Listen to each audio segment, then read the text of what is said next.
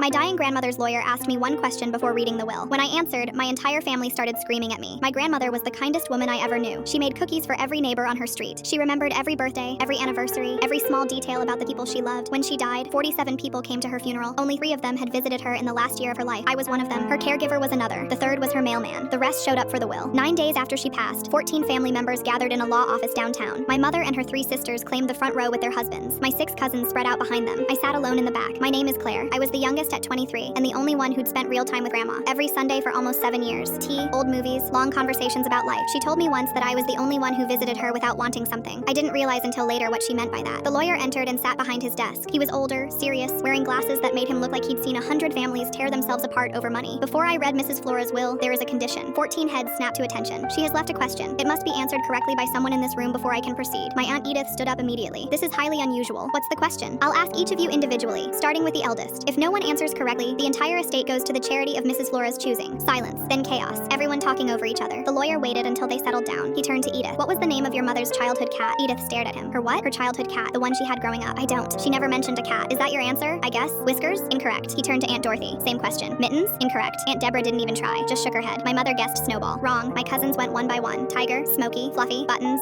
Shadow, Patches. Every single one wrong. My cousin Tyler laughed bitterly. This is a joke. Who remembers their grandmother's childhood pet? That was like 60 years ago. Mrs. Flora remembered, and she believed someone else would too. The lawyer scanned the room. Everyone had guessed wrong. Then his eyes found me in the back corner. The room turned. Everyone staring. Miss Claire, what was the name of your grandmother's childhood cat? Marmalade. I said it quietly, but everyone heard. The lawyer looked at his paper, then at me. That is correct. The silence lasted about 2 seconds. Then my Aunt Edith lunged toward me. You little thief. You poisoned her against us. My mother grabbed my arm. What did you do? What did you tell her about us? My cousins were all shouting at once. Accusations flying. I'd manipulated her. I'd isolated her. I'd brainwashed a dying old woman. I sat there and took it because I knew the truth. So did Grandma. The lawyer stood up. Enough. His voice was firm enough to cut through the noise. Sit down, all of you. Now. They sat, reluctantly. He pulled out a small notebook with a worn leather cover. Mrs. Flora kept this beside her bed. She started it when she began to feel forgotten. He opened it and began reading. Edith, 4 visits, all on holidays. Average length, 1 hour. Edith's face went red. Dorothy, 6 visits. 2 were to ask about the will. Dorothy looked at the floor. Deborah, 2 visits in 7 years. My mother closed her eyes. He kept going, cousin by cousin. The numbers were brutal. Then he got to my page. Granddaughter, 312 visits. Average length, 3 hours. Notes include, she brushes my hair when I'm too tired to do it myself. She never checks her phone. She actually listens. He closed the notebook. The estate is valued at $1.7 million. Per Mrs. Flora's wishes, it goes entirely to her granddaughter Claire. My family didn't speak to me after that. Not one of them. I was fine with it. I used some of the money to buy Grandma's house so it would stay in the family. The rest I put into a trust for her great-grandchildren, my cousin's kids. They're too young to understand now, but someday they'll know who she was. I still make her cookie recipe every Christmas, and I still talk to her sometimes when I'm alone in her kitchen. I like to think she hears me.